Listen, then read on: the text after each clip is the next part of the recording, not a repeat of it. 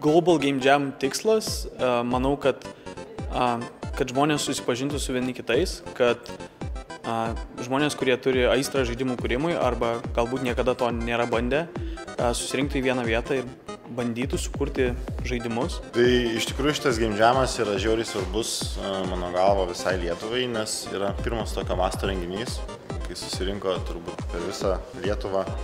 Į pirmą dieną atėjo daugiau turbūt negu 500 žmonių. Ir tame tarpe buvo ne tik programuotojai, mes turėjome rašytojų, ir muzikantų, ir dailininkų, kas yra labai svarbu Lietuvos žaidimų industrijos plėtrai.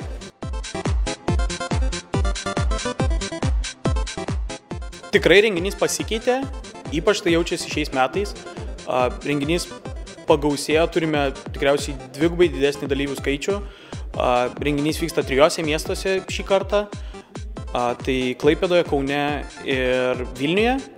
Turime virš 450 dalyvių per visus 3 miestus.